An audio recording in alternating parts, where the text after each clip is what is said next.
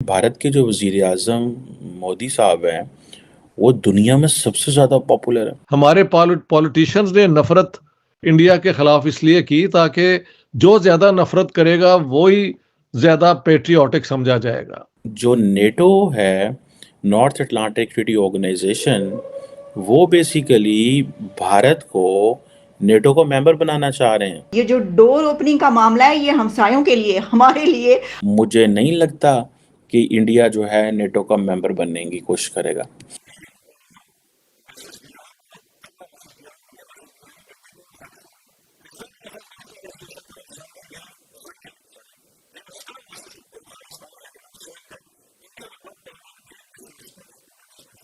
हम क्या नेटो का मेंबर बनेंगे? हम नहीं बनेंगे। अगर इंडिया पहले बन जाता तो वो हमें नहीं बनने देगा। इंडिया को ये डिस्ट्रॉय कर नहीं सकते तो अपना सत्यानाश कर लिया।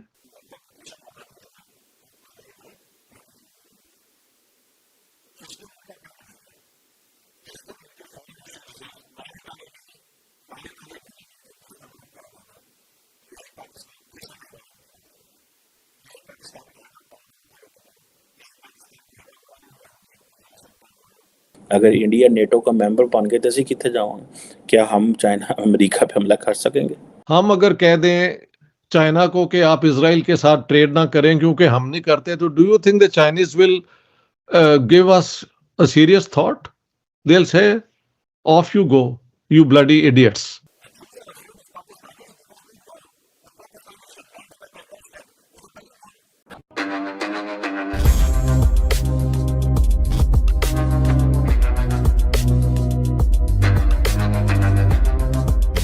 नमस्कार दोस्तों आप जानते हो खालिस्तान के इशू के बारे में, जहां कुछ खालिस्तानी रेडिकल यूके में भारत के एम्बेसी के पास आकर के हंगामा किए और हमारे तिरंगा का अपमान भी करने की कोशिश की।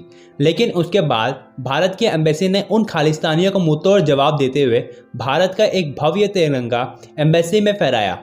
तो दोस्तों इसी इंसिडेंट के ऊपर हमारे फॉरेन मिनिस्टर जयशंकर जी का राय मांगा गया। तो जयशंकर जी ने खालिस्तान के साथ साथ यूके को भी मुंहतोड़ जवाब देते हुए कहा कि वो दिन बदल चुके हैं भारत के। ये वो भारत नहीं है जो भारत के तिरंगे का अपमान होने के बाद भी चुप रहे, लेकिन अब ये भारत बदल चुका है और भारत किसी भी तरह के तिरंगे के अपमान को सहेगा नहीं और भारत मुंहतोड़ जवाब देगा खालिस्तानियों को और उन देशों को भी जो इसे सपोर्ट या बढ़ावा दे रहे हैं।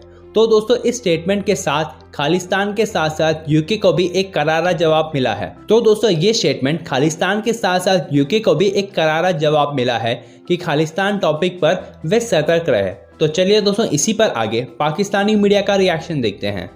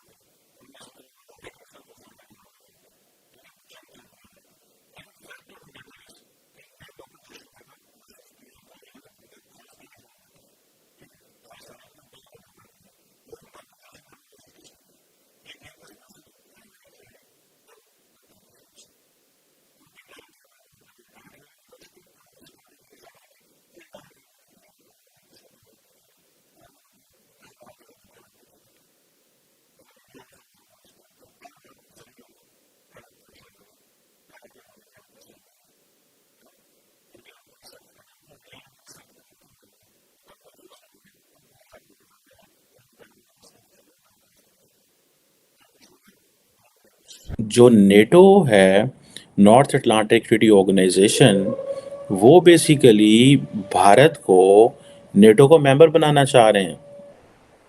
सो आपको पता है कि ये एक यूरो अटलांटिक मिलिट्री अलायंस है, जो कि आप इसे कह लें जी के जो अटलांटिक ओशन है उसमें एक तरफ यूरोप है और एक तरफ अमेरिकाज है, नॉर्थ अमेरिका है। इनका एक मिलिट्री अलायंस था। अब इसमें और दैट वाज अगेंस्ट रशियंस, ठीक है जी। अब ये बड़ा इम्पोर्टेंट है और इसकी पाकिस्तान के ऊपर क्या सिग्निफिकेंस है। ये जो नेटो की एम्बेसडर हैं जूलियन स्मिथ, उन्होंने ये कहा है कि जी चीन जो है उसकी दुनिया खित्ते में जो है वो असर्ट करता जा रहा है और उसके बहुत ज़्यादा कॉन्सिक्वेंसेस होते जा रहे हैं।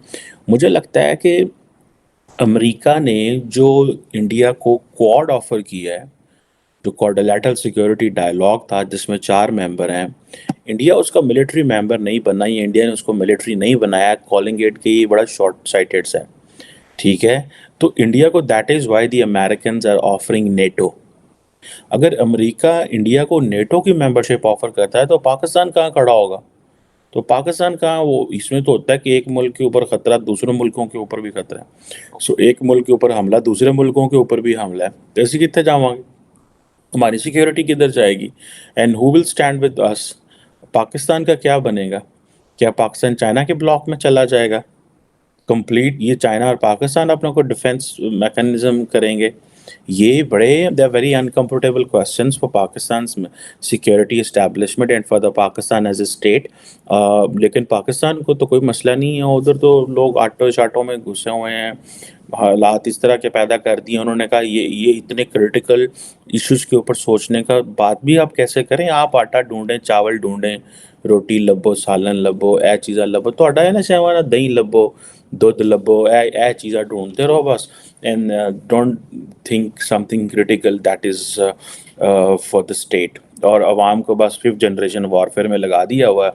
जनरल सियासतदानों से लड़ रहे हैं, सियासतदान जनरलों से लड़ रहे हैं, तो एन जी अथी पई पैन। लेकिन this is something very very significant and that's what I wanted to talk today. Pakistan is ruled by mafias. Land mafia जो है वो लैंड ग्रैबिंग करता है। वो ट्रेड जो जिसपे हुकूमत पाकिस्तान, स्टेट ऑफ पाकिस्तान की टैक्सेशन तो कोई नहीं होती, लेकिन जो मिडल हैंड्स हैं जो ये करवाते हैं, उनके जो हैं वो तिजोरियां जो हैं वो भरती जाती हैं उस इस किस्म की ट्रेड के जरिए। तो पाकिस्तान में कभी भी अवाम का इंटरेस्ट, पाकिस्तान की कौम का इंटरेस्ट कभी हमारी रूलिंग क्लास ने नहीं सोचा। इन्होंने इंडिया के साथ जंगें भी इसलिए की कि इनके पास बेहतर से बेहतर हथियार हैं, वो भी एक है। हमारे पॉलिटिशियंस ने नफरत इंडिया के खिलाफ इसलिए की ताकि जो ज्यादा नफरत करेगा वो ही ज्यादा पेट्रियाटिक समझा जाएगा। तो आप देखें इस पे नुकसान इंडिया को एक हद तो होता होगा ना कि उसकी ट्रेड रूट रोका हुआ है, लेकिन उन्होंने और तरीके ढूंढ लिए हैं। उनकी इकोनॉमी नंबर 5 है, अब नंबर 3 होने वाली है दुनिया की। तो so who is being harmed by these policies except the people of Pakistan? तो पाकिस्तान दुश्मनी जो है ना, अवाम दुश्मनी जो है, वो पाकिस्तान की रूलिंग एलीट का वो क्या कहते हैं आर्टिकल ऑफ फेथ है कि जहां तक हमारी अयाशी, हमारी आराम, हमारी लग्जरीज जो है वो आती रहें, कारें जो है वो ड्यूटी के बगैर मंगवाते रहें, पता नहीं किस किस लेवल की कारें सुने अलाउड हैं आने के लिए, लेकिन आम बंदे की जो जरूरत है, टमाटर, प्याज, आलू जो बड़े सस्ते इंडिया से आ सकते हैं, वहां पे हमारी नेशनलिज्म और हमारा इंडियन दुश्मनी, हिंदू दुश्मनी जो है वो उस चीज को रोक देती है। तो ये है जी